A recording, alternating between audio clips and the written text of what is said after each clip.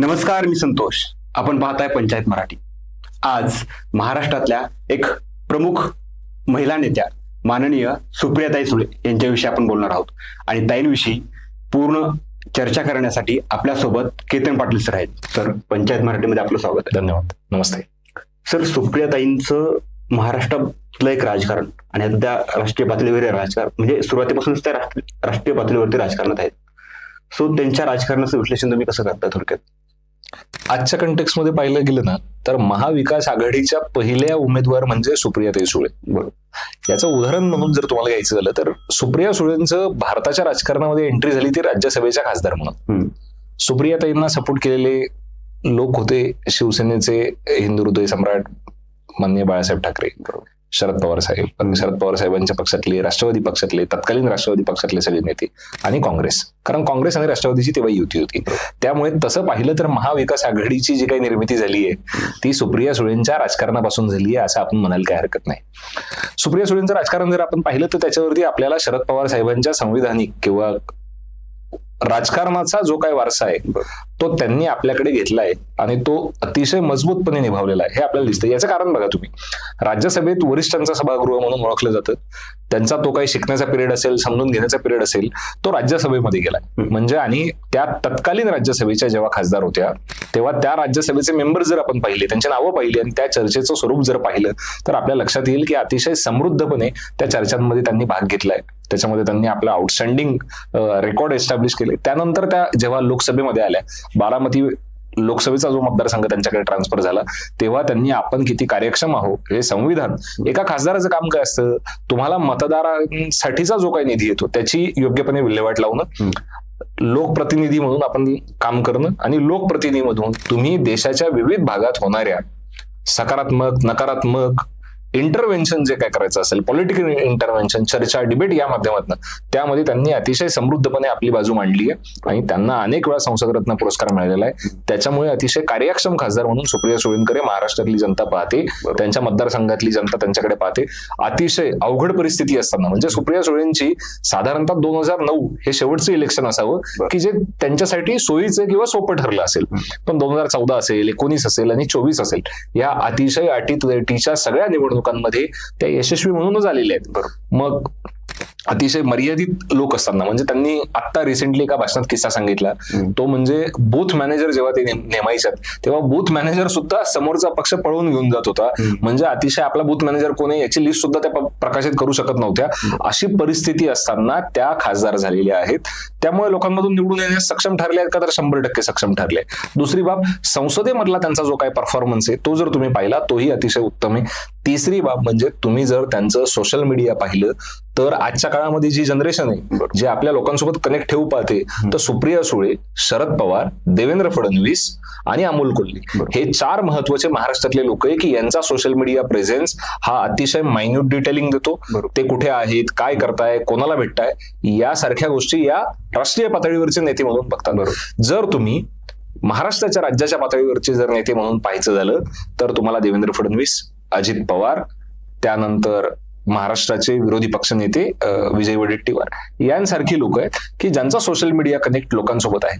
त्यामुळे त्या कुठल्याच बाजूला कमी पडत नाही. त्यांनी आपलं लिडरशिप ही एस्टॅब्लिश केली आहे. त्या महिलांसोबत संवाद साधतात, तरुणांसोबत संवाद साधतात, सगळ्या प्रश्नांमध्ये त्या सहभागी होतात.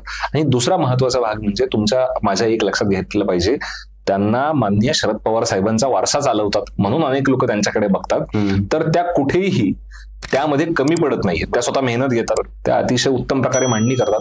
या व्यतिरिक्त आपल्याला एक गोष्ट लक्षात घ्यावी लागेल, सुप्रिया सुळेंचं जे नेटवर्क आहे ते अतिशय मोठं नेटवर्क आहे. म्हणजे त्या सेंट्रल हॉलमध्ये कायम बसलेले असतात जेव्हा मोकळा वेळ असतो तेव्हा, आणि सेंट्रल हॉलमधून त्या साऊथ पासून ते नॉर्थ पर्यंत, ईस्ट पासून वेस्ट पर्यंत अनेक उत्तम वक्ते, अनेक उत्तम संभाषण करणारे, अनेक उत्तम खासदार यांच्यासोबत आपला कनेक्ट एस्टॅब्लिश करतात. तुम्ही त्यांचे जर फोटो पाहिले असतील, त्यांच्या चर्चा पाहिल्या असतील, तर त्या जेव्हा इंटरव्हेन्शन करतात म्हणजे मला आठवतंय तुम्ही बीड मधून येतात नवीन आत्ताच नुकतेच झालेले खासदार संसदेचे बजरंग बाप्पा सोनवणे यांचं जर तुम्ही पहिलं भाषण पाहिलं असेल तर त्यांच्या शेजारी बसून त्यांच्याशी त्या बोलतायत अगोदर आणि त्यांना सांगतायत अनेक गोष्टी, त्यांना त्या सांगतात की या संसदेमधली ही आयुध आहे कशी वापरली पाहिजे. हे सुद्धा आपल्याला लाईव्ह याच्यामध्ये दिसतं, म्हणजे भाषणांमध्येही दिसतं, भाषण झाल्यानंतर दिसतं. त्यांना प्रोत्साहन देणं असेल तर त्यांनी संसदेच्या नेते म्हणून आपली प्रतिमा एस्टॅब्लिश केली. आता त्यांच्याबद्दलचा प्रॉब्लेम लोकांना काय वाटतो की आपण कम्पेअर करताना जो मागे आपण पंकजा मुंडे आणि गोपीनाथ मुंडे यांच्या संदर्भातली चर्चा केली, साधारणतः त्याच स्वरूपाची चर्चा आपल्याला इथेही करायला मिळते की सुप्रिया सुळे आणि शरद पवार ह्या दोन यांच्यामध्ये आपण जोडताना बघतो की शरद पवारांचंच कर्तृत्व सुप्रिया सुळेंमध्ये रिफ्लेक्ट होतं का. मुळात आपल्या लक्षात एक गोष्ट येत नाही सामान्य व्यक्ती म्हणून की शरद पवार साहेबांचं नेतृत्व हे 67च्या राजकारणापासून, आपण राजकीय म्हणजे संविधानिक राजकारणाची सुरुवात आपण 67 पासून बघतो. सुप्रिया सुळेंच्या राजकारणाची सुरुवात 2003-2005 पासून आपण जर बघत असू तर आपल्याला ह्या दोन टाइम फ्रेम मध्ये आपल्याला हे राजकारण बघायचंय. दुसरी बाब म्हणजे शरद पवार साहेब जेव्हा होते तेव्हा एक पार्टी सरकार म्हणजे काँग्रेसचं सरकार होतं राज्यात, देशात, सगळीकडे, आणि मधल्या काळामध्ये युत्या आघाड्यांचं सरकार होतं. सुप्रिया सुळे या राज्यसभेच्या खासदार, नंतर लोकसभेच्या खासदार, कुठलंही मंत्रीपद न घेता त्या आतापर्यंत तिथे आहेत. मला वाटत नाही की राष्ट्रवादीमधले किंवा काँग्रेसमधले किंवा भाजपमधले लोक ज्यांना सत्तेचा ऍक्सेस राहू शकला असता पण ते सत्तेत नाहीये आणि तरीही सातत्याने ते खासदार म्हणून निवडून येत आहेत, अशा मर्यादित लोकांमध्ये सुप्रिया सुळेंचं राजकारण आपण बघतो. विरोधातलं राजकारण आणि सकारात्मक राजकारण केलेली मर्यादित लोकांमध्ये त्या एक आहेत, हे आपल्याला विसरून चालणार नाही. सर, याला लागून मी दुसरा प्रश्न असा विचारला आता पुढचा की मागच्या 2-2.5 वर्षांपूर्वी पक्षामध्ये जी फूट झाली ती अजित पवार नेतृत्व करतील म्हणून, म्हणजे अजित पवारांकडे नेतृत्व जाईल की ताईंकडे, सुप्रिया ताईंकडे जाईल, यावरून झाली. तुम्हाला काय वाटतं की खरं कारण त्याच्या मागचं कोणतं असावं? बघा, दोन गोष्टी आपल्याला लक्षात घेतल्या पाहिजे की जेव्हा पक्ष एखादा डेव्हलप होत असतो तेव्हा त्याची सेकंड रँक ही तयार होतच असते किंवा ती तयार केलेलीच असते किंवा ती तयार केलीच पाहिजे. कारण तुम्हाला पक्ष नेतृत्व पुढे घेऊन जायचं असतं. पक्ष नेतृत्व प्रत्येक गोष्टीमध्ये राज्य पातळीवरती येईल असं नाही. राष्ट्रवादी काँग्रेस पक्ष हा काही काळापूर्वी नॅशनल पार्टी होता. नॅशनल पार्टी म्हणजे एकापेक्षा अधिक राज्यांमध्ये ज्यांचं सरकारमध्ये लोक असतील किंवा एक्स नंबरचे खासदार आमदार असतील पर्सेंटेज वोटमध्ये, तर तेव्हा तुम्हाला तुमच्या राज्यांमध्ये नेतृत्व करावं लागतं. सुप्रिया सुळे जेव्हा महाराष्ट्राच्या बाहेर जातात तेव्हा त्या राष्ट्रवादी नॅशनल पार्टीच्या नेत्या आहेत म्हणून त्यांना ओळखले जातात. अजित पवार साहेब हे महाराष्ट्राचे राष्ट्रवादीचे नेते होते आहेत आणि त्यांना ती लोक माणसांमध्ये त्यांची प्रतिमा निर्माण झाली. दुसरा भाग, आपण पुरुष सत्ताक राजकारण म्हणून पण याकडे बघूयात ना की आपल्याकडे बघण्याचा दृष्टिकोन काय आहे की एखाद्या पुरुषाकडे नेतृत्वाच्या संधी जातील याची प्रोबॅबिलिटी जास्त असते. त्यामुळे कदाचित आपण पण त्या सगळ्या गोष्टींकडे बघताना पुरुष सत्ताक राजकारणातून बघतो आणि सुप्रिया सुळेंना आपण सामाजिक स्तरावरून त्यांना डावलतो, त्यांच्या अधिकारांपासून डावलतो. जेव्हा की त्यांनी नॅशनल पार्टी म्हणून जर एखादा पक्ष एस्टॅब्लिश होत असेल, आणि तो होत होता कारण केरळमध्येही आमदार आहेत, मेघालय त्रिपुरामध्येही आमदार आहेत, बिहारमध्ये खासदार आमदार होते, त्याच्यानंतर हरियाणामध्ये एक नंबर आहे, अगदी उत्तर प्रदेशमध्ये निवडणुका लढवल्या. तर यातनं जे काय रिप्रेझेंटेशन करायचं राहतं ते नॅशनल पार्टीचं असतं आणि तुम्हाला त्यासाठी नॅशनल इमेज, उत्तम हिंदी, उत्तम इंग्रजी, राष्ट्रीय प्रश्नांची समज, यासाठी त्यांनी त्यांचं नेतृत्व एस्टॅब्लिश केलं होतं.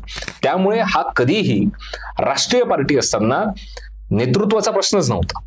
म्हणजे त्यांनी स्वतःला प्रफुल्ल पटेल यांच्यानंतर त्या सगळ्यात ऍक्सेप्टेबल लीडर होत्या. प्रफुल्ल पटेलांकडे संविधानिक अनुभव होता, मंत्रिपदाचा अनुभव होता, त्याच्यानंतर क्रायसिस मॅनेजर म्हणूनही अनुभव होता. बरोबर. त्या तुलनेत सुप्रियाताई या वयाने त्यांच्यापेक्षा कमी आहेत. त्याच्यामुळे लोकांकडे जर संधी म्हणून जर पाहायचं असेल तर कदाचित नॅशनल पार्टीवरती पवार साहेबांच्या बरोबरीने संधी कोणाला राहिली असती तर ती प्रफुल्ल पटेलांना राहिली असती. नंतरच्या कालखंडात तुम्ही पाहिलं की जेव्हा पवार साहेबांनी राजीनामा दिला त्याच्यानंतर त्यांनी 2 कार्याध्यक्ष नेमली, तर हीच 2 लोक होती ना की प्रफुल्ल पटेल आणि सुप्रिया सुळे. बरोबर. हीच 2 लोक नेमली गेली. त्यामुळे आपण याच्याकडे बघताना असंच बघायला पाहिजे. अजित पवारांकडे महाराष्ट्राचं नेतृत्व राहणार होतं. ते महाराष्ट्राचे अनभिषिक्त राष्ट्रवादी काँग्रेसचे नेते होते. यामध्ये कुठल्याही प्रकारचं दुमत नाहीये आणि ते कुणालाच नाहीये. म्हणजे त्यांनी दुसऱ्या पार्टीमध्ये सरकार स्थापन केल्यावर सुद्धा त्यांच्याकडे जो आमदारांचा कंट्रोल असेल, त्यांनी ज्यांना तिकीट दिलं आणि ते निवडून आलेत अशा आमदारांचा मोठा एक गट जो आहे तो अजित पवारांकडे गेलाच की. परंतु सर, अजितदादांना अध्यक्षपद हवं होतं पक्षाचं, त्यांच्या बोलण्यावरून पण कळतंय. आणि त्यांनी आता हे पूर्ण प्रकरण जेव्हा आपण टीव्हीच्या माध्यमातून बघतोय, मीडियाच्या माध्यमातून बघतोय, तर ही गोष्ट निश्चित आहे की त्यांना पक्षाध्यक्ष पद हवं होतं. मग दिला असतं असं काय फरक पडला असता? बघा, 2 गोष्टी असतात. जेव्हा राष्ट्रीय पक्ष म्हणून आपण एखाद्या पक्षाकडे बघतो तेव्हा तुम्हाला राज्यातलं नेतृत्व करून चालत नाही ना. बरोबर. पवार साहेबांकडे 1980 पासून साधारणतः ते देशाच्या राजकारणाचा भाग बनलेत. संरक्षण मंत्री राहिले, कृषी मंत्री राहिले, क्रायसिस मॅनेजमेंटमध्ये स्वतः उत्तम नेते आहेत. काँग्रेसचं सरकार असताना 99 पर्यंत ते विरोधी पक्षनेते म्हणून होते. पंतप्रधान पदाचे 2-2, 3-3 वेळा ते दावेदार आहेत. तर अशा व्यक्तीकडे जेव्हा एखाद्या पक्षाचं नेतृत्व आहे, त्यानंतर जी लिगसी ट्रान्सफर करायची ती नॅशनल लिडरशिपकडे करायची. अजितदादा नक्कीच एक वेळा खासदार होते, पण त्यानंतर ते सातत्याने महाराष्ट्रात आहेत. त्यामुळे ते नॅशनल नेतृत्व करू शकतात का, तर त्यासाठी त्यांना मर्यादा येतील हे त्यांनाही माहिती आहे. त्यामुळे त्यांना पक्षाचं राष्ट्रीय अध्यक्षपद कदाचित मिळालंही असतं पुढच्या काळामध्ये, पण त्यांच्याकडे संविधानिक जे नेतृत्व आहे, म्हणजे लोकसभेतलं नेतृत्व असेल किंवा राज्यसभेतलं नेतृत्व असेल, ते कदाचित कधीच गेलं नसतं. जर त्यांना महाराष्ट्रात अजूनही मुख्यमंत्री व्हायचंय, उपमुख्यमंत्री व्हायचंय, तर कदाचित त्यांच्याकडे ते ट्रान्सफरही झालं नसतं. त्यामुळे कदाचित त्यांना तो पॉलिटिकल एस्केपिझम जो असतो, की त्यातनं बाहेर पडण्यासाठी काहीतरी लोकांना कारण सांगितलं पाहिजे, त्यासाठीचं हे कारण म्हणून सबळ कारण दिसू शकतं. पण त्यांना किती इंटरेस्ट होता याही बाबतीत आपण लक्षात घेतलं पाहिजे. त्यांनी कधीही नॅशनल पॉलिटिक्समध्ये सहभाग नोंदवलेला नाही. ते कधीही पंतप्रधानांना भेटायला गेले असं आपल्या समोर चित्र दिसत नाही. महाविकास आघाडीचं सरकार असताना कोरोनामध्ये एक वेळा मला वाटतं ते उद्धव ठाकरेंसोबत, अशोक चव्हाणांसोबत गेलेले असतानाचा आपण फोटो पाहिलाच. त्यामुळे त्यांना नॅशनल एस्पिरेशन्स आहेत का, तर त्यांनी स्वतः कधीच त्या उजागर केल्या नाही, कधीच उघड केल्या. त्याच्यामुळे त्यांच्याकडे राष्ट्रीय नेते म्हणून आपण पाहिलं पाहिजे का, तर आता त्यांच्याकडे आपण बघू शकतो, कारण त्यांना त्या पक्षाचे ते अध्यक्ष म्हणून स्वतःच त्यांनी आता त्यांची नेमणूक झालेली आहे. त्यामुळे त्यांच्याकडे पाहिलं पाहिजे का, तर नक्कीच पाहिलं पाहिजे. पण संयुक्त राष्ट्रवादीचा जेव्हा आपण विचार करतो, तेव्हा ते राष्ट्रीय पक्षाचे नेते त्यांनी स्वतःलाच कधी म्हणून घेतलं नाही. त्यांची तशी काही अपेक्षा नव्हती, त्यामुळे त्यांच्याकडे त्याचे सुकाणू जातील असं कधी कोणाला वाटलं नव्हतं. परंतु सर, आता राष्ट्रवादी शरदचंद्र पवार हा जो पक्ष आहे, त्यामध्ये तर सुप्रियाताई या सक्सेसर असतीलच अशी त्या कार्याध्यक्षच आहेत ना. म्हणजे संयुक्त राष्ट्रवादी असताना जे 2 कार्याध्यक्ष नेमले गेले, त्यात प्रफुल्ल पटेल आणि सुप्रिया सुळे ही 2च नावं होती. आता सुप्रिया सुळे यांनी आपली लिगसी एस्टॅब्लिश केली. दुसरी गोष्ट, त्यांनी संसदेत उत्तम काम केलेलं आहे. त्या प्रत्येक कोर्टाची जेव्हा तारीख असेल तेव्हा त्या कोर्टात हजर आहेत. डॉक्युमेंटेशन असेल, कोर्ट तारखा असतील, यामध्ये स्वतः उत्तम काम करताय. दुसरी गोष्ट, असा कुठला मतदारसंघ आहे की ज्या लोकसभेच्या मतदारसंघामध्ये केंद्रीय सगळे मंत्री येतात, अगदी निर्मला सीतारामन पासून, गडकरींपासून ते मोदींपर्यंत. बारामतीची सभा पुण्यामध्ये झाली तेव्हा बारामतीकरांनाही आवाहन करण्यात आलं होतंच ना. म्हणजे असा कुठलाच एक मोठा मतदारसंघ नसेल की जिथे मुख्यमंत्री, उपमुख्यमंत्री, पंतप्रधान, छोटे मोठे बूथ स्तरावरचे सगळे कार्यकर्ते भाजपने कामाला लावले. म्हणजे पक्ष फोडलं, घर फोडलं, असं ज्याला काय आपण म्हणू शकतो, ते लिटरली सुप्रिया सुळेंबाबतच झालेलं आहे. त्यामुळे तिथेच तुम्ही दगड मारू शकतात, जिथेच तुम्हाला चॅलेंज द्यायचं असतं, जिथे पॉवरफुल व्यक्ती आहे. म्हणजे सुप्रिया सुळे किती पॉवरफुल आहे हे आपल्याला पंतप्रधानांची सभा, त्यांनी घेतलेले प्रयत्न आणि बारामतीमध्ये पवारांचं नाव संपवायचंच किंवा सुळेंचं खासदारकी काढूनच घ्यायची या उद्देशाने ते जे गेलेले होते, ते तुम्हाला दाखवून देतं की या सर्वात मोठ्या पॉवरफुल लीडर आहेत. आणि ते एस्टॅब्लिश करण्यासाठी जेव्हा पंतप्रधान येतात, गृहमंत्री येतात, सगळेच मंत्री येतात, तेव्हा आपल्याला हे लक्षात येतं. परंतु शरद पवार साहेबांप्रमाणे म्हणजे त्यांची महाराष्ट्राच्या राजकारणावर जेवढी पकड आहे आणि पक्षावर एकंदरीत, तेवढी त्या पद्धतीची छाप किंवा तेवढी पकड सुप्रियाताईंची पुढच्या काळात राहील काय पक्षावर आणि राजकारणावरही महाराष्ट्रात?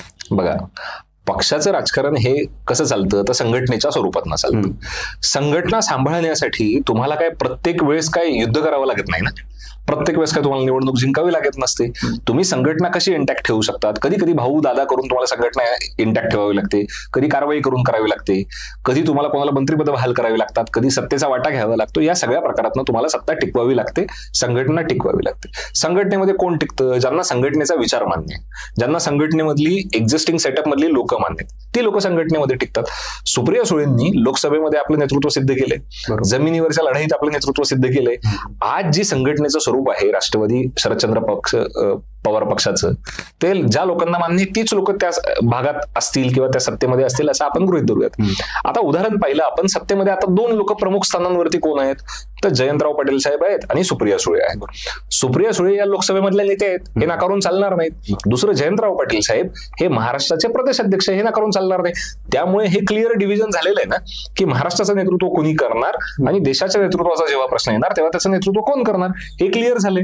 त्यामुळे आता आपला दुसरा प्रश्न की शरद पवार साहेबांसारखं राजकारण त्या करतात का?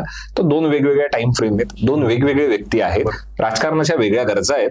म्हणजे सुप्रिया सुळेंचं भाषण इतकं इन्क्लुझिव्ह असतं की तुम्ही संसद रत्न पुरस्कार ज्यांना मिळतो तो सलगपणे त्यांना मिळालेला आहे. तो तर काय असा आधांतरीच दिला जात नाही ना. किंवा त्यांचे खासदार इतकेही नसताना, 4 खासदार 2 खासदार असताना सुद्धा त्याच तडफेने बोलत होत्या. दुसरं, पंतप्रधानांनी सुप्रिया सुळेंचं किंवा त्या जेव्हा नेत्या होत्या सभागृहातल्या, तेव्हा पंतप्रधानांनी केलंय की संसदेच्या वेलमध्ये येऊन आंदोलन न करणारा एकमेव पक्ष म्हणजे राष्ट्रवादी शरदचंद्र पवार पक्ष आहे. बरोबर, तेव्हा संयुक्त राष्ट्रवादी होतं. अजूनही सुप्रिया सुळे तुम्हाला वेलमध्ये येऊन कधी भांडण करताना दिसल्या आहेत, मागण्या मांडताना दिसल्या आहेत. तर संविधानिक ज्या काही सगळ्या मर्यादा आहेत, जे काही संकेत आहेत, तर त्या फॉलो करतात. त्यामुळे ऑब्व्हियसली लिडरशिप त्यांच्याकडे जाईल की नाही जाईल हा पक्षाचा प्रश्न असेल. पण त्या लीडर म्हणून निर्माण झाले आहेत का? तर ऑब्व्हियसली निर्माण झाले आहेत. कठीण काळात त्यांनी संघर्ष सांभाळलाय का? तर सांभाळलाय. आता मर्यादा काय त्यांच्या? एक, महाराष्ट्राच्या राजकारणामध्ये कोण उमेदवार निवडून येत असेल हे कदाचित त्यांना माहित नसेल, असं आपण समजूयात की जी जनमानसामध्ये समज येते. पण दुसरी गोष्ट तर एक आहे ना की कोण उमेदवार निवडून येऊ शकतो हे सांगणारा एक वर्ग त्यांच्या सोबतही असेल, हे आपण समजू शकत नाही. दुसरं, राष्ट्रवादी काँग्रेस पक्षाची महाराष्ट्राच्या राजकारणातली स्पेस 4 पक्षांच्या राजकारणातली आपण 25% कन्सिडर केली तर आज रोजी ती जेव्हा शरदचंद्र पवार पक्ष जेव्हा निर्माण झाला तेव्हा आपण ती 10% असं कन्सिडर करू. सुप्रिया सुळे या त्याच्या नेते आहेत, त्या कन्सिडर झाल्या. तर ती 25% पर्यंत जाण्यासाठी जी काय मेहनत आहे ती त्यांनी केली, तर मला वाटत नाही की कोणीच त्यांच्या लिडरशिपला काही चॅलेंज करेल. त्याच्यामुळे आपण त्यांच्याकडे एक व्यवस्थित मॅच्युअर्ड पॉलिटिशियन म्हणून पाहिलं पाहिजे. त्यांच्या वक्तृत्वामधून मला वाटत नाही की सुप्रिया सुळेंनी भाषण केलं आणि त्याच्यावरती कधी एक्सपंज काही वर्ड्स करावे लागलेत, त्यांच्या लिडरशिपवरती काही क्वेश्चन्स उभे राहिले, त्यांच्या लिडरशिपला चॅलेंज करेल अशी व्यक्ती राष्ट्रवादीमध्ये कधी उभी राहिलेली नाही. आता सध्या या बदललेल्या राजकारणामध्ये ताईंना महाराष्ट्राचा मुख्यमंत्री म्हणजे अजूनही महाराष्ट्राला महिला मुख्यमंत्री मिळालेली नाही, म्हणून त्या अर्थाने म्हणतोय की अशा काही संधी आहेत का ताईंकडे सध्याच्या राजकारणामध्ये? खरं सांगू का, म्हणजे माझ्या पुरता जर विचार करायचा म्हटला आणि माझं वैयक्तिक मत जेव्हा सांगायची वेळ येते तेव्हा माझं असं मत आहे की पुरुष मुख्यमंत्री असला काय आणि महिला मुख्यमंत्री असला काय, असा कोणता मोठा बदल होणार आहे की ज्याच्याने व्यवस्थापनामध्ये आणि त्या मुख्यमंत्र्याच्या कार्यपद्धतीमध्ये बदल होईल? असं होत नाही. म्हणजे महाराष्ट्राच्या आजही चीफ सेक्रेटरी या महिला आहेत, वन क्षेत्रपाल वनाच्या प्रमुख ज्या आहेत त्या महिला आहेत, पोलीस प्रमुख ह्या महिला आहेत. पोलीस प्रमुख महिला म्हणून बलात्कार थांबलेत का, अत्याचार थांबलेत का? तर नाही. ते उलट जास्त प्रोएक्टिव्हली पोलिसांनी काम करणं गरजेचं आहे, पोलिसिंग करणं गरजेचं आहे, पण हे थांबत नाही. त्यामुळे महिला मुख्यमंत्री होऊन खूप मोठा बदल होणार आहे या मताचा मी नाही. पण जोही कोणी पुरुष मुख्यमंत्री येईल त्याने अतिशय सेन्सिटिव्हली काम करणं, महिलांसाठी उत्तम वातावरण तयार करणं हे गरजेचं आहे. आता राहिला प्रश्न सुप्रिया सुळे मुख्यमंत्री होतील का, तर बघा असे अनेक उदाहरण आहेत की जे लोकसभेत होते, राज्यसभेत होते आणि ते महाराष्ट्रात आले, मुख्यमंत्री झाले. पहिले एक उदाहरण म्हणून तुम्हाला सांगतो पृथ्वीराज चव्हाणांचं. पृथ्वीराज चव्हाण काँग्रेसमधून मुख्यमंत्री होतील हे काँग्रेसमधल्या कुणालाच कधी वाटलं नव्हतं. बरोबर. पृथ्वीराज चव्हाण 2009-10च्या काळात आलेत आणि मुख्यमंत्री झाले. 2014 पर्यंत त्यांनी कार्यकाळ टिकवला आणि मला वाटतं कुठलाही डाग त्यांच्यावरती लागला नाही. उलट अतिशय क्लीन मुख्यमंत्री म्हणून ते बाहेर आले. सुप्रिया सुळेंकडे जेव्हा अशी काही संधी असेल तर ती युती आघाडीमधूनच येऊ शकते. आणि मला वाटतं त्या तेवढ्या मॅच्युअर्ड आहेत आणि महाराष्ट्राचा मुख्यमंत्री दिल्लीमध्ये ज्यांनी राजकारण केलं त्याच्यानंतर ते महाराष्ट्रात येऊन मुख्यमंत्री झालेच. त्यामुळे अशी शक्यता कधी नाकारता येत नाही की त्या मुख्यमंत्री होऊ शकतील का. पण त्यासाठी त्याची वेळ यावी लागते, पक्षाने त्याचा निर्णय घ्यावा लागतो, तेवढ्या आमदारांचं त्यांना पाठबळ मिळणं गरजेचं असतं. त्यामुळे या सगळ्या गोष्टी गृहीत धरतात मला वाटतं अशी संधी आहे का, तर थोड्याफार प्रमाणात अशी संधी असूच शकते. पण त्या किती इंटरेस्टेड आहे हेही यामध्ये बघावं लागेल. आणि मला वाटतं त्यांनी त्यांचे इंटेन्शन्स क्लिअर केले की त्यांना नॅशनल लेव्हलचं आता पॉलिटिक्स करायचं आणि त्यांना राज्याच्या राजकारणामध्ये कुठल्याही प्रकारचा इंटरेस्ट नाहीये. पण त्या राज्याच्या राजकारणामध्ये अनेक ठिकाणी सभा घेतात, दौरे आखतात आणि व्यवस्थितपणे त्या पवार साहेबांच्या राजकारणाचा जो काय भाग आहे की लोकांशी संपर्क, जनसंपर्क हा त्यांचा आहे आणि तो तर राबवत आहे. परंतु त्यांना संधी दिली मुख्यमंत्री पदाची तर मग त्या का नाही स्वीकारणार? नाही म्हणजे पक्षाने असं ठरवलं की आमच्या उमेदवारी असतील मुख्यमंत्री पदाच्या, तर हा म्हणजे आता जेव्हा आघाड्याचं राजकारण आहे किंवा युद्धांचं राजकारण आहे तेव्हा नॉर्मली जो पक्ष छोटा आहे, जो पक्ष त्याच्या नेसंट स्टेजमध्ये, छोट्या स्टेजमध्ये अजूनही, ते स्वतःला कधीही मुख्यमंत्री पदाचा उमेदवार त्या घोषित करणार नाही. म्हणजे माझं जोपर्यंत रिडिंग आहे तोपर्यंत जेव्हा आमदार ठरवतील, राष्ट्रवादी त्या बार्गेनिंग पॉवरमध्ये असेल त्या दिवशी त्या मुख्यमंत्री होऊ शकतील. पण त्यामुळे राष्ट्रवादीची अजून दुफळी व्हायला नको याचाही त्यांचा विचार असेल. त्यांना नॅशनल पॉलिटिक्स करायचंय, महाराष्ट्राचं राजकारण त्यांना करायचं राहिलं असतं तर त्यांनी महाराष्ट्र हा आपला एरिया अगोदरच डिसाईड केला असता. आज त्यांचे इंटेन्शन नॅशनल लेव्हलचे, कदाचित इंडिया आघाडीचं किंवा काँग्रेस, राष्ट्रवादी आणि समविचारी पक्षांचं जेव्हा केव्हा सरकार येईल, त्यांना केंद्रामध्ये उत्तम काम करण्याची संधी असेल. आपण हीही गोष्ट नाकारायला नको. कदाचित त्यांच्यासाठी केंद्रामध्ये उत्तम, यापेक्षा उत्तम संधी असू शकतील. आणि त्यांचं एज तरी किती आहे ना, म्हणजे त्या 50च्या आतल्याच जर असतील, 50-55 एज मध्ये असतील, तर त्यांच्याकडे अजून 30, 35, 40 वर्षांचं राजकारण ऍक्टिव्ह पॉलिटिक्स मधलं शिल्लक आहे. त्याच्यामुळे त्यांच्याकडे खूप मोठ्या चांगल्या संधी. त्याच्यामुळे तुम्ही त्यांना मुख्यमंत्री या पदापर्यंत मर्यादित करण्यापेक्षा त्या पंतप्रधान होऊ शकतात का, त्यांच्या वडिलांचं राहिलेलं स्वप्न त्या पूर्ण करू शकतात का, या विचारांकडे आपण बघायला पाहिजे. किंवा तसं राजकारण मला वाटतं त्या दिशेने त्यांचं राजकारण चाललंय. नेहरूयन सोशलिझम जो आहे, जो पवार साहेबांच्या विचारांचा पाया आहे आणि यशवंतराव चव्हाण साहेबांच्या लिगसीचा भाग आहे, त्याकडे त्या बघतात. या दृष्टीने आपण त्यांच्याकडे पाहिलं पाहिजे. सर, जेव्हा आपण राजकारणाविषयी बोलतोय आणि विशेषतः एखाद्या महिलेच्या राजकारणाविषयी बोलतोय, तेव्हा म्हणजे महिलांच्या राजकारणात असो किंवा राष्ट्रीय राजकारणात असो किंवा राज्याच्या राजकारणातही म्हणजे आजची जी राजकारणाची जी पूर्ण खिचडी झालेली आहे, त्यामध्ये महिलांनी स्वतःहून नेतृत्व करणं एखाद्या पक्षाचं, ते तेवढं ऍक्सेप्टेबल असेल का? म्हणजे जर विचार केला म्हणजे महाराष्ट्राच्या पुरोगामित्वाची शोकांतिका काय आहे, तर महाराष्ट्राच्या पुरोगामीची शोकांतिका ही आहे की घराण्यांमध्ये राजकारण होतं, त्याच्यानंतर त्याच घराण्यांमधून महिला उमेदवार येतात, त्या सत्तेमध्ये वाटा उचलतात, त्या सत्तेत सहभागी होतात. या व्यतिरिक्त 5 किंवा 10% महिला अशा असतील की ज्यांच्या घरामध्ये राजकारण नव्हतं, पण त्या सत्तेत आल्या, त्या आमदार झाल्या, त्या खासदार झाल्या. ही शोकांतिका आहे मोठी. पण आपलं नशीब चांगलंय किंवा आपण भाग्यवान आहोत असं आपण थोड्याफार प्रमाणात म्हणू शकतो की जी काही लोक आली ती बऱ्यापैकी सेन्सिटिव्ह लोक आली आणि त्यांनी सामान्यांचे काही का होईना पण प्रश्न उचलण्याचं काम केलं. आणि त्याच्यामुळे एक तो इक्विलिब्रियम जो आहे की महिलांच्या प्रश्नांचा तो गाठला गेला असं आपण म्हणू शकतो. पण आपलं दुर्दैव हेच आहे अजूनही की महिलांच्या राजकारणाकडे बघताना तिला काहीतरी बेगम्या कराव्या लागतात. तिला काहीतरी, एखादी महिला जर उमेदवार व्हायची असेल तर तिला खासदार व्हायचं असेल तर तिला आमदारकीवरती यावं लागतं. आमदार व्हायचं असेल तर जिल्हा परिषद पंचायत समितीवरती थांबावं लागतं. त्यांच्या मर्यादा अधोरेखित केल्या जातात. दुसरा भाग जो आहे म्हणजे ऍबसेंटी प्रतिनिधी म्हणून, की आपला पती असेल, भाऊ असेल, वडील असतील, असे अनेक लोक. म्हणजे महाराष्ट्रामध्ये 21व्या वर्षी नगरसेवक झालेल्या, आमदार झालेल्या 25व्या वर्षी अशा अनेक महिला असतील. त्यांच्याकडे लिगसी असेल, घराण्याचा पाठिंबाही असेल. पण या सगळ्या गोष्टींमध्ये आपण एक गोष्ट दुर्लक्षून चालणार नाही की महिलांचं राजकारण हे महाराष्ट्रामध्ये म्हणावं तसं म्हणजे अगदी 50% बळावरती सोडून द्या, अगदी 30% सुद्धा नाहीये. म्हणजे हे जे काय बेट दिसतात आपल्याला, पंकजा मुंडे असतील, सुप्रिया सुळे असतील किंवा अजून जी काय 2-4 नावं आपल्याला घ्यायची असतील तीही बेटच आहेत. बरोबर. तर यांचं स्वरूप हे विस्तारित स्वरूप झालं पाहिजे, अनेक लोकांना संधी मिळाली पाहिजे. पण त्या प्रयत्न करण्यासाठी सर्व राजकीय पक्षांची ती गरज आहे, सर्व राजकीय पक्षांनी ते करायला पाहिजे. सर, आपण आता सुप्रियाताईंच्या काही क्षमता आणि मर्यादांकडे, तुम्हाला काय वाटतं की त्यांच्यामध्ये अशा कोणत्या क्षमता आहेत आणि कोणत्या मर्यादा आहेत की त्यामुळे त्यांच्या राजकारणावर परिणाम होऊ शकतो? बघा, जर तुम्हाला नॅशनल पॉलिटिक्स वरती जायचं असेल तर तुम्हाला उत्तम हिंदी आलं पाहिजे, उत्तम इंग्रजी आलं पाहिजे, उत्तम संभाषण कौशल्य असलं पाहिजे, इतर पक्षातल्या लोकांसोबत तुम्हाला जुळवून घेता आलं पाहिजे, विविध वेगळे विचार असलेल्या लोकांसोबत तुम्हाला जुळवून घेतात. आता हे जर क्रायटेरियाज पाहिले तर सुप्रिया सुळे आपल्या त्या सगळ्या साच्यामध्ये अतिशय परफेक्ट बनतात. मी तुम्हाला तेच सांगतो की लोक त्यांना महाराष्ट्राचा मुख्यमंत्री म्हणून अडकवायचा प्रयत्न करतायत. पण महाराष्ट्रातल्या लोकांनी लार्जर अँबिशन्सचा जर विचार केला, 2026च्या जनगणनेचा जर विचार केला, त्यानंतर महाराष्ट्राचं जे रिप्रेझेंटेशन असेल, जे खासदार निवडून येतील, तो नंबर ऑब्व्हियसली 48 पेक्षा जास्त असणार आहे. म्हणजे महाराष्ट्राचे खासदार हे उत्तर प्रदेशच्या खासदारानंतर 2 नंबरवरती असतील लोकसंख्येच्या तुलनेत, जर त्याचं डिलिमिटेशन झालं किंवा मतदारसंघांची फेररचना झाली तर. त्याच्यामुळे त्या पंतप्रधान पदाच्या दावेदार होऊ शकतात का? केंद्रीय मंत्र्याच्या म्हणजे वरिष्ठ पहिल्या 5 कॅबिनेट कमिटी मधल्या मंत्र्यांचा समावेश होऊ शकतो का? तर नक्कीच त्यांच्याकडे त्या दृष्टीने आपण पाहिलं पाहिजे. आता मर्यादांचा विचार केला तर तुम्ही ज्या भागात येतात, महाराष्ट्राचं जे राजकारण आहे ते त्यांना बऱ्यापैकी अवगत असेल. पण महाराष्ट्रातल्या शेवटच्या चांदा ते बांदा हा जो काही कनेक्ट आहे तो त्यांचा राहिला नाहीये. याचं कारण असं आहे बघा की त्या ज्या पक्षाचं नेतृत्व करतात त्या पक्षाने त्यांच्याकडे विशिष्ट जबाबदारी दिली आहे, त्या खासदार म्हणून जातात. दुसरी गोष्ट, त्यांच्या पक्षामध्ये कार्यक्षम निवडून येणारे अनेक लोक आतापर्यंत होते, त्यामुळे त्यांच्यावरती त्या मर्यादा होत्या की काय, की आपण महाराष्ट्रातल्या चांदा ते बांदा प्रत्येक खासदार, सरपंच, नगरसेवक यांना ओळखत असू किंवा नसू, या मर्यादा आपल्याला माहिती असतील. तिसरी गोष्ट, ही स्पेसच एवढी छोटी आहे ना महिलांचं राजकारण महाराष्ट्रामध्ये की त्यांनी छोटसही पाऊल जर पुढे टाकलं आणि त्या जर एखाद्या सरपंच निवडीच्या प्रोसेसमध्ये, नगराध्यक्ष निवडीच्या प्रोसेसमध्ये गेल्या तर त्यांच्यावरतीच लोक टीका टिप्पणी करतील की या राष्ट्रीय स्तरावरच्या नेत्या आता एवढ्या खालच्या लेवलवरती जाऊन हे राजकारण बघतायत का, मायक्रो मॅनेजिंग करतायत का.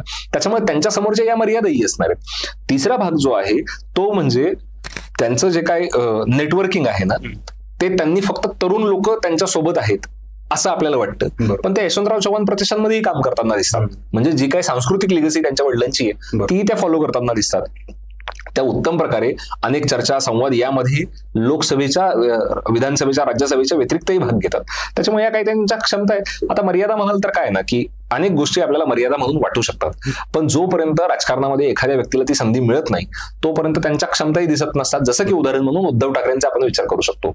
अनेक लोकांना वाटलं नव्हतं की ते उत्तम प्रकारे विधान परिषदेमध्ये जातील, त्या चर्चांमध्ये भाग घेतील, उत्तरं देतील. हे लोकांना वाटलंही नव्हतं, पण त्यांनी ते बऱ्यापैकी करून दाखवले. त्याच्यामुळे अशा क्षमता आणि मर्यादा जोपर्यंत त्या व्यक्तींना त्या भागातली संधी मिळत नाही तोपर्यंत ते आपल्याला लक्षात येत नाही. सर, राष्ट्रवादीमध्ये शरद पवारांबद्दल तुलना केली ताईंची, तर त्यांचं नुकसान होत गेलं असं वाटतं तुम्हाला पक्षामध्ये?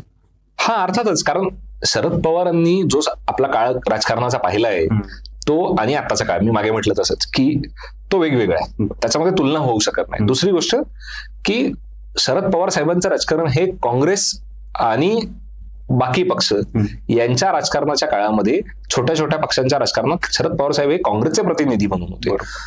आत्ताचं जे राजकारण आहे ते एकूणच सगळे रिजनल पक्ष विरुद्ध बीजेपी असं आहे. याला धार्मिक अंग आहे. धार्मिक मतभेदांचं राजकारण आता सगळ्यात मोठं होतंय. दुसरं, रिजनल डिस्पॅरिटी वाढत चालली आहे, लोकांच्या ऍस्पिरेशन्स वाढत चालल्या. या काळामध्ये तुमच्या भागाचं नेतृत्व करताना सुप्रिया सुळे ज्या मतदारसंघातून येतात तो मतदारसंघ बऱ्यापैकी विकसित बेट म्हणूनच महाराष्ट्रामध्ये पाहिला जातो, की देशातही पाहिला जातो. त्यामुळे त्यांच्याकडे त्या भागाचं नेतृत्व करत असताना ऑब्व्हियसली शरद पवार साहेबांसोबत तुलना होते. राष्ट्रवादीमध्येही अनेक नेत्यांसोबत तुलना होते. पण मला वाटतं सुप्रिया सुळेंनी आपलं नेतृत्व अगदी ठसठशीतपणे उमटवलेले. त्यांनी दाखवून दिले की त्या अगदी बारामती मतदारसंघाचा असू द्या, महाराष्ट्राचं लिडरशिप असू द्या किंवा देशाच्या लिडरशिपमध्ये असू द्या, त्या उत्तम नेत्या आहेत. त्या उत्तम नेत्या म्हणून एस्टॅब्लिश झाल्या आहेत. त्या उत्तम वक्त्या आहेत, उत्तम संवाद करणाऱ्या व्यक्ती आहेत आणि शेवटच्या घटकापर्यंत ते जाऊ शकतात, कनेक्ट करू शकतात. हळूहळू एस्टॅब्लिश होत गेले. त्याच्यामुळे मला वाटतं त्यांच्या मर्यादा जर काही असतील तर त्या काम करत असतील आणि करावं, कारण त्या महाराष्ट्राला एक चांगली नेत्या म्हणून आहेत आणि त्यांच्या थ्रू आपल्याला एक उत्तम चांगलं नेतृत्व भविष्यकाळामध्ये मिळू शकतं. सर, भारतीय राजकारणात आता आपण बोलतोच ताईंविषयी, तर भारतीय राजकारणामध्ये स्त्रियांच्या राजकारणाकडे कसं पाहिलं पाहिजे? आता येणारी जी पिढी आहे त्याने नेमकं कशा पद्धतीने बघितलं पाहिजे? बघा, शरद पवार साहेबांचं राजकारण जर आपण पाहिलं तर पंचायत राजमध्ये 50% महिलांना आरक्षण देण्यापर्यंत जी काही भूमिका घेतली, 33% आरक्षण ते 50% आरक्षण, यामध्ये शरद पवारांचं खूप मोठं योगदान आहे. आता याच्या इम्प्लिमेंटेशनची जेव्हा वेळ येते ना तेव्हा ते एक पक्ष करू शकत नाही, हे सगळ्या पक्षांनी घेतलं पाहिजे. उदाहरण म्हणून तुम्हाला सांगतो, जेव्हा ओबीसीच्या निवडणुकीमध्ये रिप्रेझेंटेशनचा मुद्दा महाराष्ट्रामध्ये आला आणि नगरपालिका महानगरपालिकांचं इलेक्शन थांबवलं गेलं, तेव्हा अनेक पक्षांतर्फे असं आलं की आम्ही जी जागा ओबीसींची होती, म्हणजे जी घटनात्मक पद्धतीने जरी थांबवलं गेलेलं असेल तरी आम्ही इलेक्शन घेतो, पण ज्या जागेवरती ओबीसींचं रिप्रेझेंटेशन पाहिजे त्या जागेवरती पॉलिटिकली आम्ही सगळे ओबीसी उमेदवार देणार, जिथे एससी एसटीचं पाहिजे तिथे एससी एसटी देणार. असा निर्णय घेऊन प्रत्येक पक्षाने करायला पाहिजे. म्हणजे लडकी हूचं जे कॅम्पेन उत्तर प्रदेशमध्ये प्रियंका गांधींनी केलं, जेव्हा आपला पक्ष अतिशय कमी लोक निवडून देऊ शकतो हे माहीत असू नाही, तसंच सगळ्या पक्षांनी महाराष्ट्रात केलं की किमान 33% उमेदवार आम्ही ज्या दिवशी विधेयक येईल, कंपल्शन होईल त्या दिवशी जाऊ द्यात, पण त्या अगोदर आम्ही हे करू शकतो. तर हे पॉलिटिकली बेनिफिटिंग असेल, मला वाटतं सगळ्याच पक्षांना. कालांतराने का होईना पण बेनिफिटिंग असेल. याचं कारण सांगतो तुम्हाला मी. ज्या दिवशी कायदा म्हणून येईल तेव्हा प्रत्येक मतदारसंघामध्ये प्रत्येक महिला जिथे निवडून यायला पाहिजे 33% आरक्षणानंतर, तेव्हा अनेक पक्षांकडे उमेदवार नसणार आहे. बरोबर. त्याच्यामुळे ज्या पक्षांना कदाचित असं वाटत असेल आज की ह्या पक्षामध्ये या मतदारसंघामध्ये आमचा उमेदवार निवडून येत नाही, त्या जागांवरती जरी त्यांनी महिला उमेदवार दिलेत तर कदाचित तिथे दुसरी फळी तयार होणार असेल. याचा सर्वांनी विचार करायला पाहिजे. महाराष्ट्रामध्ये महिलांना तिकीट दिलं पाहिजे आणि त्यांना निवडून आणण्याची जबाबदारी पक्षांनी घेतली पाहिजे. सर, आता मी शेवटच्या प्रश्नाकडे येतोय की महाराष्ट्रामध्ये शरद पवारांऐवजी सुप्रिया सुळे शक्य आहे का? नाही, सगळं शक्य आहे ना. म्हणजे असं काय आहे ना की बघा, जे नेते असतात ना ते त्या काळाच्या पुढेही नसतात, ते काळाच्या मागेही नसतात, ते त्या काळाचंच अपत्य असतात. हे अशोकाबद्दलचं एक फेमस वाक्य आहे. शरद पवार असतील किंवा अजून त्यांच्या समकक्ष येणारे सगळ्यात मोठी जी नेते आहेत की ज्यांच्याकडे बघून राजकारण अनेक लोक करतात, ज्यांचं बोट धरून अनेक लोक राजकारण करतात, असं जे आहे ते असे लोक बऱ्याच कालावधीनंतर जन्माला येत असतात. ते राजकारणाचा समाजकारणाचा भाग होत असतात. आता शरद पवारांनंतर कोण आणि त्यांच्या राजकारणाच्या धुरा कोण सांभाळणार हा प्रश्न त्यांचा पक्ष सॉल्व्ह करेल. पण महाराष्ट्राचा एक नागरिक म्हणून असा नेता निर्माण होणं असं प्रत्येक पक्षाची गरज आहे. प्रत्येक पक्षामध्ये असा नेता असणं गरजेचं आहे. याचं कारण काय? पवार पक्षाचं राजकारण करतात, पक्षीय राजकारण करतात, यापेक्षा ते विकासाचं राजकारण करतात का, सर्व समावेशकतेचं राजकारण करतात का, असे नेते आपल्याला शोधणं गरजेचं आहे. म्हणजे शरद पवारांच्या नंतर राजकारणात कोणाकडे पाहिलं जाईल तर त्याच व्यक्तीकडे पाहिलं जाईल आणि हे पक्षविरहित असतं. म्हणजे यशवंतराव चव्हाणांकडे बघताना भाजप, जनता पक्ष किंवा काँग्रेस, शेकाप हे सगळेच नेते म्हणून पाहत होते. आता त्याच्यानंतरचं त्याच पिढीतली उदाहरणं म्हणून 2 नावं सांगतो. केशवराव गोंगडे आणि गणपतराव देशमुख ही 2 नावं अशी की 2 वेगवेगळ्या पक्षांमधली नावं आहेत, पण महाराष्ट्र यांच्याकडे नेता म्हणूनच पाहतो, यांच्याकडे कुठल्याही पक्षाचा प्रतिनिधी म्हणून पाहत नाही. त्याच्यामुळे शरद पवारांच्या नंतर कोण तर कुणीही असू शकतं, पण तो तेवढा सर्वसमावेशक असला पाहिजे, त्याने लोकांना संधी दिल्या पाहिजे, त्याने जनसामान्यांचे प्रश्न उचलले पाहिजे, असा कोणीही नेता असू शकतो. शरद पवारांची लिगसी एवढी मर्यादित नाही की ती फक्त पवारांच्या घरामध्येच आहे. बरोबर. म्हणजे आपण याच्याकडे बघताना हा मोठ्या विचाराने पाहिला पाहिजे की शरद पवारांचा विचार हा जनतेच्या प्रश्नांचा विचार आहे. बरोबर. याच्याकडे आपण असं पाहिलं पाहिजे. आपण सुप्रिया सुळेंना मर्यादित करायला नको की त्या फक्त शरद पवारांचीच लिगसी करतील का, आणि शरद पवार हे फक्त यशवंतराव चव्हाण साहेबांची लिगसी घेऊन पुढे चाललेत का तर नाही. ह्या महाराष्ट्राच्या मातीची लिगसी आहे ती, की सर्वसमावेशकता हे महाराष्ट्राच्या मातीत आहे. कारण छत्रपती शिवाजी हे मराठींचे होते का तर नाही, ते महाराष्ट्राचे होते. असं जेव्हा म्हटलं जातं तसंच महाराष्ट्रामधला प्रत्येक मोठा नेता हा महाराष्ट्राचे प्रश्न मांडतो, महाराष्ट्राच्या विकासामध्ये वाटा उचलतो, तेव्हा तो महाराष्ट्राचा नेता आहे. राईट. त्यासाठी मग त्याला जात, धर्म, पंथ याची बंधनं टाळून तो पुढे गेला पाहिजे, आणि तसाच सामान्य जनतेनेही विचार करणं अपेक्षित आहे. तर मित्रांनो, केतन पाटील सरांनी सुप्रियाताईंच्या राजकारणाविषयी अत्यंत सखोल विश्लेषण केलंय. म्हणजे सुप्रियाताई मुख्यमंत्री होतील का, त्यांना महिलांच्या राजकारणामध्ये काय संधी आहे, त्याचबरोबर राष्ट्रीय पातळीवर त्या कोणती भूमिका पार पडतील, इथपासून ते महाराष्ट्रात त्या नेतृत्व पुढे नेतील का, इथपर्यंत अत्यंत सविस्तर विश्लेषण सरांनी केलेलं आहे. भेटूया पुढच्या व्हिडिओमध्ये. धन्यवाद.